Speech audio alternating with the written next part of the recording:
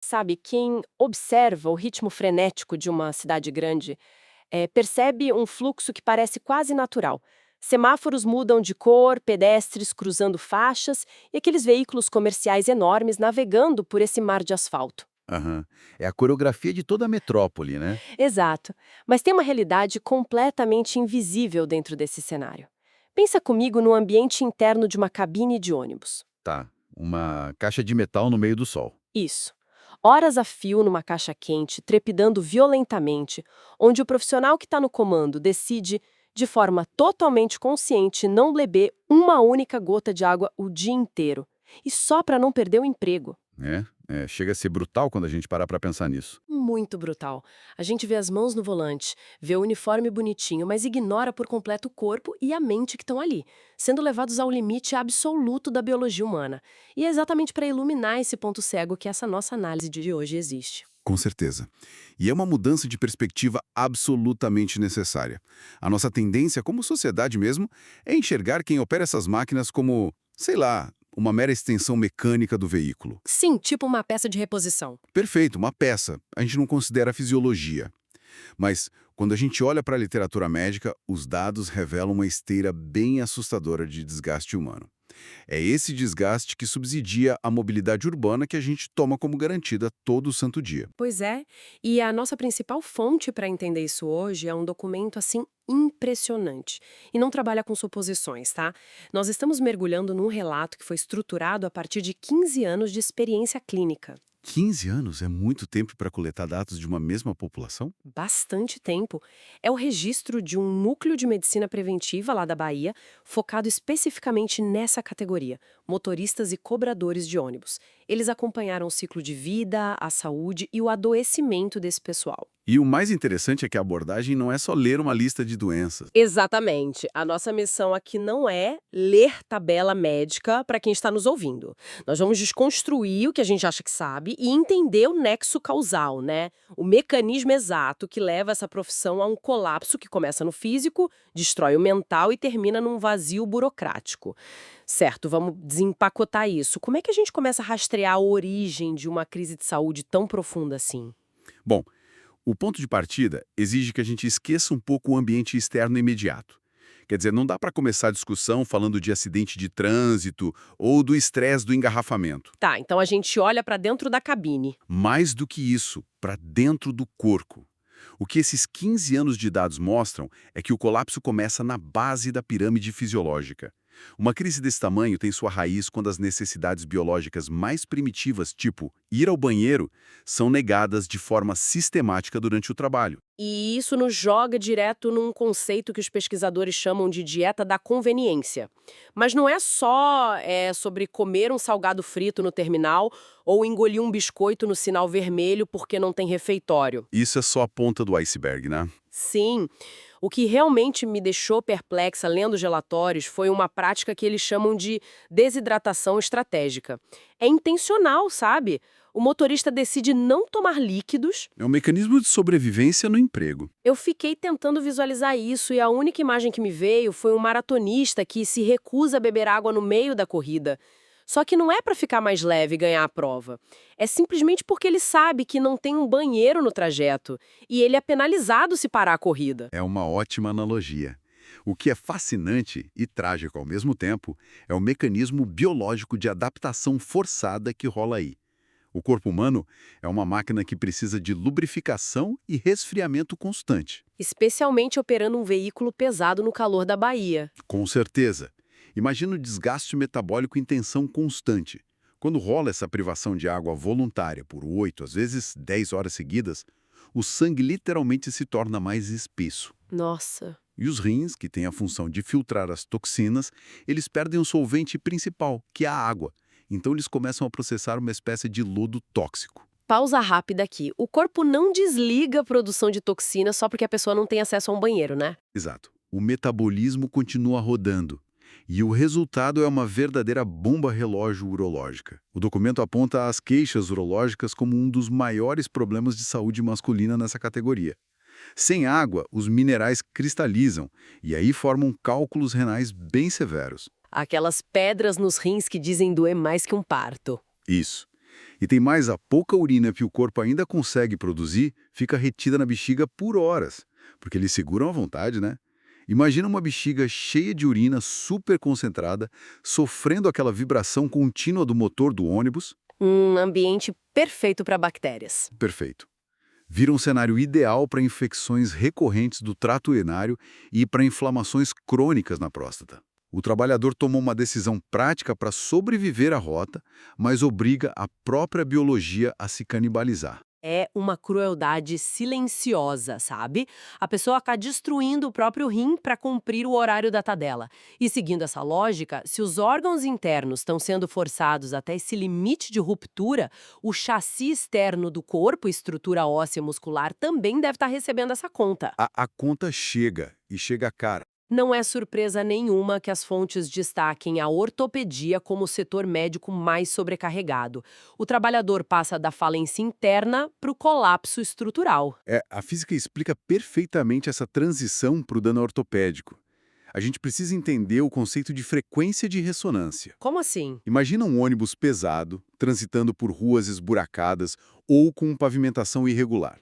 Isso gera uma vibração mecânica contínua. Essa vibração sobe pelo chassi do ônibus, passa pelo assento, que na maioria das vezes já perdeu toda a ergonomia faz tempo, e atinge direto a coluna vertebral do motorista. E a coluna tem aqueles discos, né, que servem justamente para amortecer. Exatamente. A coluna e os discos intervertebrais são o amortecedor principal do corpo. É como a suspensão de um carro que perdeu fluido e começa a bater metal com metal a cada buraco na rua. Essa é a mecânica exata.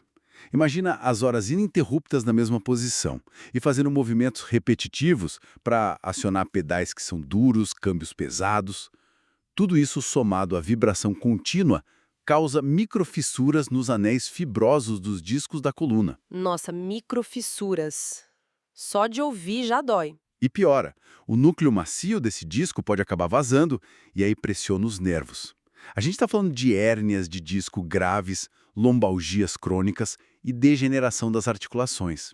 Isso não se cura com uma noite de sono, porque a estrutura física está literalmente esmigalhada. Certo. E aqui é que a coisa fica realmente interessante, pelo menos para mim, lendo o relatório.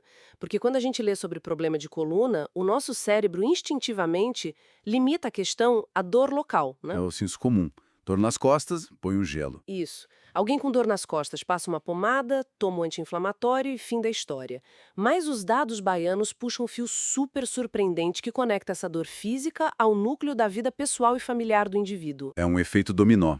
O documento cita especificamente, e abre aspas aqui, queda da libido e ameaças à masculinidade como sequelas desse quadro ortopédico. Eu confesso que demorei a processar isso. Como é que uma falha mecânica nas costas vira uma crise de identidade masculina?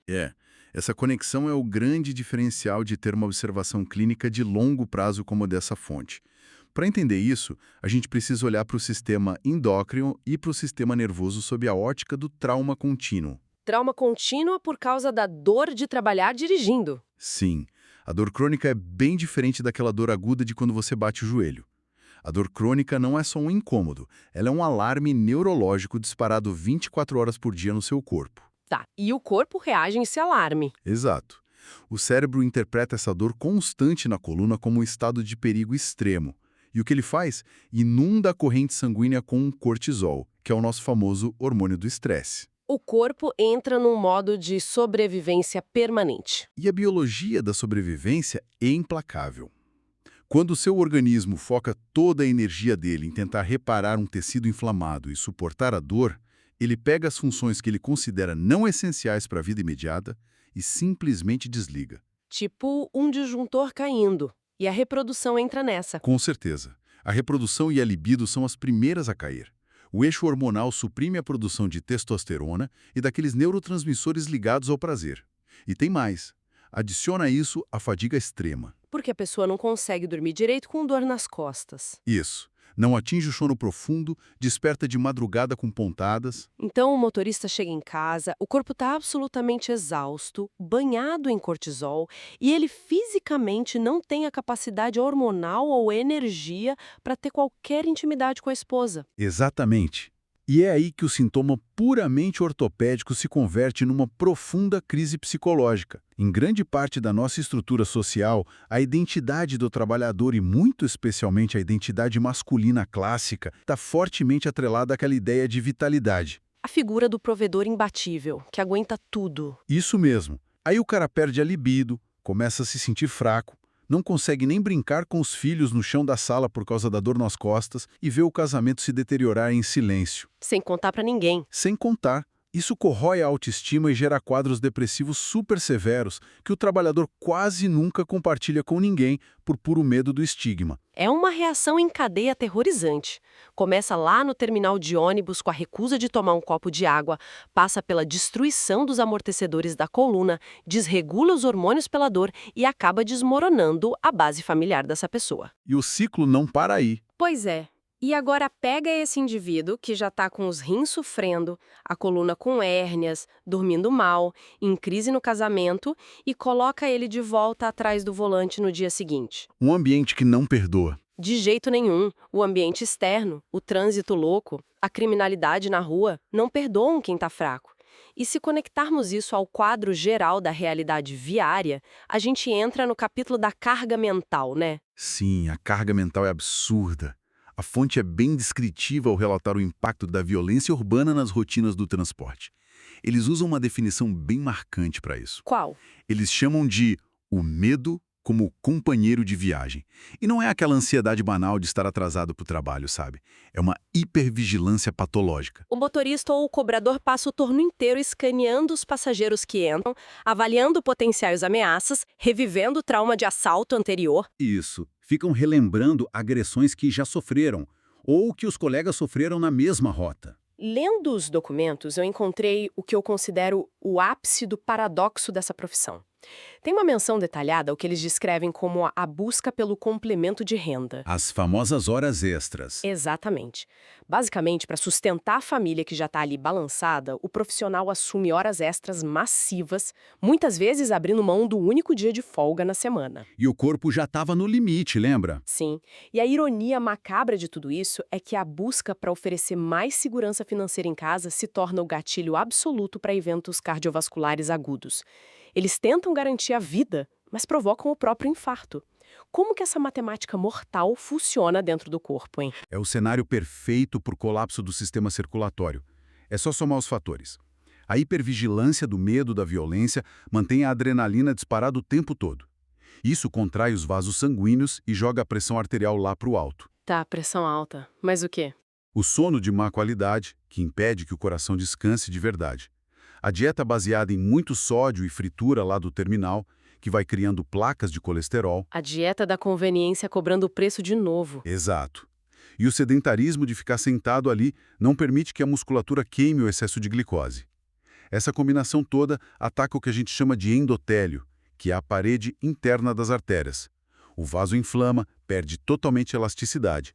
E aí, quando vem um pico de estresse no trânsito... A placa se rompe.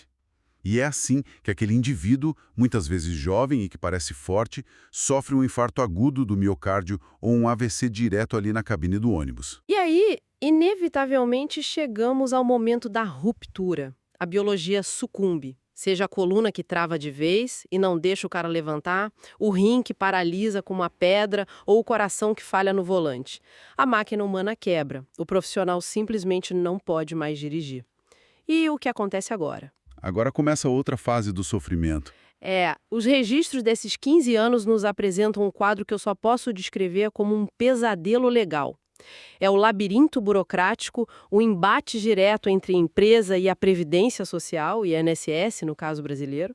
A fonte até menciona como isso vira alvo de litígio jurídico. O relatório classifica essa etapa de forma muito precisa como um verdadeiro ping-pong da saúde institucional. Ping-pong, o cara é a bolinha. Perfeitamente. Quando o fator humano falha, ele entra nessa engrenagem administrativa fria.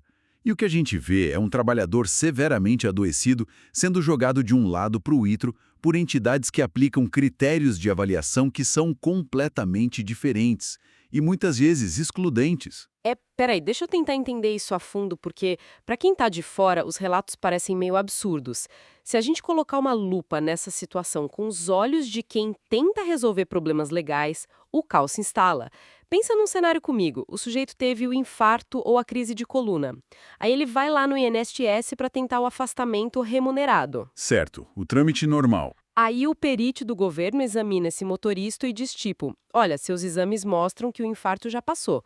Você tem braços e pernas funcionais, não tá preso numa cama de hospital. Alta pra você. E o benefício em dinheiro é cortado. Exatamente, porque a avaliação do Estado mudou a lente. Tá. E aí o sujeito, sem dinheiro, volta pra empresa de ônibus e diz, cheguei, tô pronto pra trabalhar. Aí o médico do trabalho da empresa analisa o mesmo cara e diz, de jeito nenhum. Se você tiver um mal súbito por causa dessa pressão alta com 50 passageiros sob sua responsabilidade, nós somos os culpados. Você tá inapto, vai pra casa. É o conflito clássico. Mas como que um impasse sistêmico dessa gravidade é sequer possível? De quem é a responsabilidade de pagar as contas desse trabalhador enquanto o governo e a empresa discordam sobre a saúde dele? O que se revela aí, sobre um prisma bem técnico e procedimental, é o que o jargão jurídico chama de limbo previdenciário. Limbo. O nome já diz tudo. Não é uma falha de má-fé de apenas um dos lados, mas sim uma colisão estrutural de diretrizes. Como você falou, o perito da Previdência Social geralmente avalia a capacidade laborativa genérica do indivíduo. Se a pessoa consegue caminhar, consegue mover os braços e fazer as tarefas de casa, o Estado muitas vezes a considera apta. Para eles, a urgência aguda passou. Isso. Os sintomas viraram crônicos, mas a pessoa está viva e funcionando. Por outro lado, a medicina do trabalho lá da empresa não está analisando a saúde genérica dele. Ela analisa o risco específico e ocupacional daquela função. O médico da empresa precisa garantir que aquele indivíduo tenha reflexos absolutamente perfeitos e uma estabilidade circulatória impecável. Até porque pilotar 14 toneladas de aço no meio da cidade cheia de pedestres exige isso. Exato. O governo diz que ele serve para a vida em geral. E a empresa diz que ele não serve mais para o ônibus. E no meio disso, a porta bate na cara dele. Exatamente isso. E a falha institucional está no fato de que não existe um mecanismo automático de proteção para quem cai nessa fenda. Sem a alta validada pela empresa, o trabalhador não pode reassumir o posto. Logo, não recebe o salário do empregador. E como o INSS já emitiu o laudo dizendo que ele está bem, o pagamento do auxílio-doença é cortado. Fica no 0 a 0. O trabalhador doente fica simultaneamente sem salário e sem benefício nenhum. Fica impossibilitado de pagar o aluguel, muitas vezes sem dinheiro para comprar os próprios remédios da pressão ou da dor que ele precisaria para continuar o tratamento e melhorar. Nossa, é desesperador. E o que eles fazem? O impasse acaba forçando a judicialização do caso. O cara tem que entrar com um advogado. E é um processo que pode levar anos, deixando o indivíduo flutuando nesse vácuo total de assistência. É de revirar o estômago. Sério. Para quem está nos escutando, pensa na trajetória. O profissional sacrifica até as funções renais para manter o sistema de ônibus rodando, destrói a própria vida pessoal no processo e, quando ele finalmente colapsa, ele descobre que a rede de segurança simplesmente não existe para ele. Fica totalmente desamparado. E diante de uma paisagem tão sombria de rins parando, coluna esmagada, mentes em alerta de guerra e advogados discutindo em cima de laudos médicos, as fontes trazem soluções a partir da medicina preventiva. Os 15 anos de acompanhamento resultaram em algumas estratégias. O documento aponta o fomento da educação alimentar, palestras de saúde e coloca um peso enorme no que eles chamam de suporte familiar. Isso é intervenção. Mas então, o que isso tudo significa na prática? Fica a pergunta, será que uma palestra sobre comer salada lá na garagem do ônibus resolve um colapso cardiovascular ou um impasse de advogados no INSS? É uma excelente pergunta. E é preciso compreender o escopo exato da intervenção preventiva. A medicina preventiva, e aquelas palestras na empresa, não tem o poder de apagar a violência urbana, de construir uma infraestrutura de banheiros na rua e muito menos de consertar as brechas da lei do INSS. Tá, não é mágica. Não é. O objetivo não é mudar a estrutura externa, mas sim fortificar o indivíduo internamente, entende? Para que a estrutura do sistema não o esmague de forma tão rápida. É como construir uma armadura em volta da pessoa. ao identificar a família como a argamassa principal dessa armadura. Fazer mudança de hábitos no meio de um ambiente de trabalho tão hostil é algo quase impossível de conseguir sozinho. O motorista que chega em casa pingando suor e exausto de dor não vai ter ânimo para preparar uma marmita equilibrada. Ele vai acabar comprando a mesma coxinha frita no dia seguinte, a tal dieta da conveniência. Exato. O suporte familiar é o que realmente garante a adesão à promoção da saúde. É a intervenção da esposa, do marido, a estrutura ali da casa que ajuda a reconstruir aquela saúde mental que foi abalada pelo medo crônico. Faz sentido. O suporte em casa ajuda a resgatar a comunicação num casamento que já estava desgastado pela dor física e pela falta de libido. Isso. Ao educar a família inteira, não só o funcionário, você quebra o ciclo vicioso logo lá nas necessidades fisiológicas e psicológicas básicas. E aí você retarda, ou até impede, aquele ponto de quebra fatal que jogaria o profissional no temido limbo judicial. Sabe, chegando ao final dessa nossa análise, o retrato que a gente montou aqui é muito denso e impactante. Nós iniciamos a nossa jornada observando aquele absurdo da restrição voluntária de água, né, a desidratação estratégica dentro da cabine. O primeiro passo para o colapso. Aí descemos pelas camadas de dor ortopédica com a vibração, entendendo como o impacto mecânico atinge até o sistema endócrino, apagando a vitalidade e a intimidade do indivíduo. Aham. Passamos por aquela vigilância de guerra contra a violência urbana, pela ironia das horas extras que terminam num infarto agudo no volante, e finalmente aterrissamos na crueldade do vácuo burocrático, aquele lugar onde nem o Estado nem a empresa seguram a mão de quem adoeceu movendo a cidade de todo mundo. É um mapeamento completo do ciclo de degradação. E ele serve justamente para provar que a eficiência do transporte não é garantida só por óleo diesel e pneu novo, mas por uma resiliência humana impressionante e que tem limites biológicos inegociáveis. Total. E é fundamentado nessa percepção gigantesca que eu quero deixar quem nos escuta como a provocação final. Algo para você pensar sozinho depois que a gente terminar aqui. O documento traça as curas possíveis e as armaduras da medicina preventiva. Mas a origem do problema somos todos nós. Se a pontualidade e o funcionamento ininterrupto das metrópoles onde a gente vive exigem de maneira totalmente silenciosa que seres humanos reprimam instintos de sobrevivência como beber uma água e esvaziar a bexiga, até que ponto o conforto da nossa mobilidade diária está sendo pago à vista com a saúde não documentada de quem invisivelmente nos transporta? Fica aí o peso dessa reflexão para a próxima vez que você observar a porta sanfonada do coletivo se abrir. Até o nosso próximo mergulho profundo.